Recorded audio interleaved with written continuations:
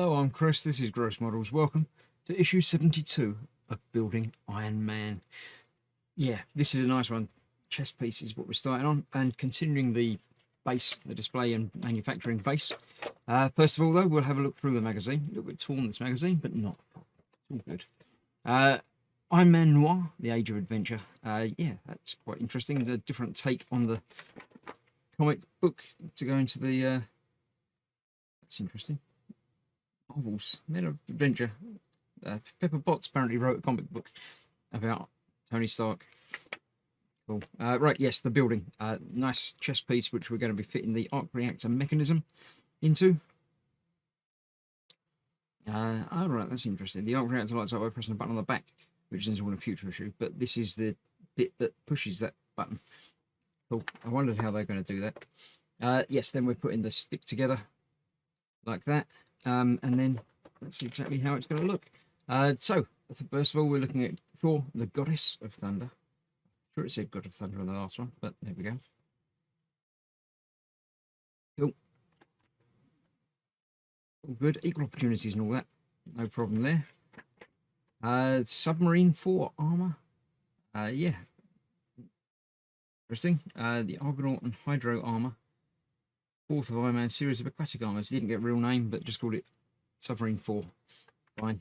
There we go. So, Iron Man Noir, obviously, again, because it's the epic issue. Then we're continuing the chest and the base. And that's this one. Hey, hang about. I don't know. We'll find out what's happening, because this is chest 1. And base 3. So I think they may have messed up the next issue bit, but we're not worried about that. I'll clear the bench, we'll get the building done, and then we'll have a look at it, how it looks. So, yes, the starring part of, well, almost the entire build, really, apart from, obviously, the head back from in issue 1. The chest is nice. It's big metal, big chunking thing. It looks lovely. It's going to look even better when we've improved it and tidied it up. That is obviously for the post, which we will do afterwards. To begin with, we're going to be installing this, which is where the arc reactor sits. That sits inside there. As shown, with that bit going downwards that way round, I think. Yes, with those at the bottom. So it goes in like that, obviously leaving us a hole at the front for the arc reactor to fit into. This is being held in place with 2 EM screws, which should be these 2 here.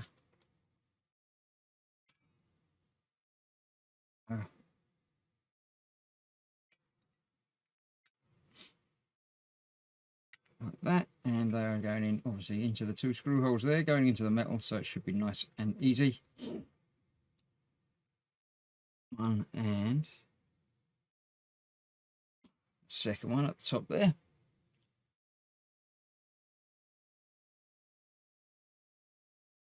Down. There's going to be some use to this bit, putting in the arc reactor. Well, I don't know that you're going to be taking it out multiple times, but that's that. This is then going into there. Right, this is a little bit strange to me.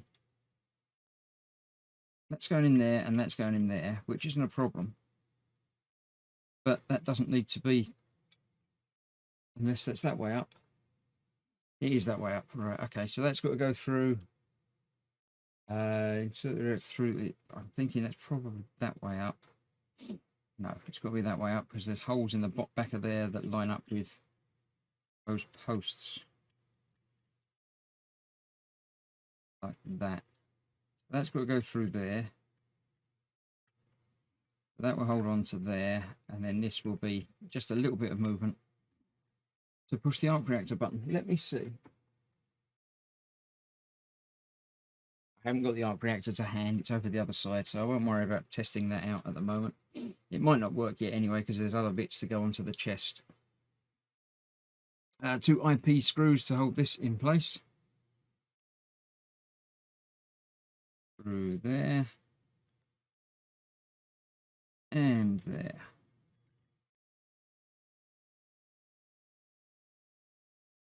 Pull off, but I need you. I need you just there. That's the one. There we go. That's that. Now, obviously, this is wobbling around at the moment because there's nothing to attach it to the other side, but it will become secure down the line. Obviously, we need to be able to push the button from somewhere, some hidden panel on the back, no doubt. But that's that. So there we have the chest piece. I would say completed for now. I'll put that out of the way. I shall bring back the base, because that's what we're going to be using now. Although, actually, no, we're not. We're not going to be using that quite yet anyway. So I'll put that back out of the way as well. All we're going to be doing is attaching these two together.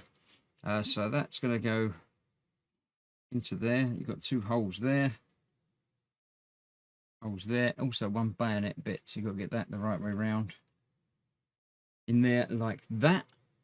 Two of these pins will go through there. One spare just in case. They will just be tight fit. So let's use... I don't want to scratch up the paintwork on this, so that's a bit tricky. Let's just push against a flat piece of metal. Yeah, that's going in, so that's okay. I can work that all the way through in a moment. I think about it which way around. There aren't really any directions to the tubes. So yeah, that's in there. I'll push them home in a little while, but first of all we're going to use one of these around here for some reason, just to give it a little bit of a tighter fit onto the base when it's going to be attached to that. It just sits on there and rolls around like that. So that is that. Just going to see. Yeah, that will fit in there. It's a tight fit, but it will fit. That's what's going to happen at some point soon. Right, let's get these pushed all the way home. And then that will be the end of another stage of the build.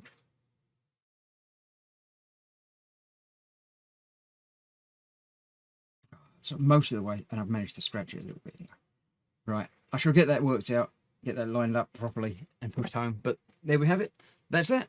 Thank you very much for watching. I shall see you very shortly for the next part, when we're going to be, I think, completing the framework. So I'll see you soon for that. Bye bye for now.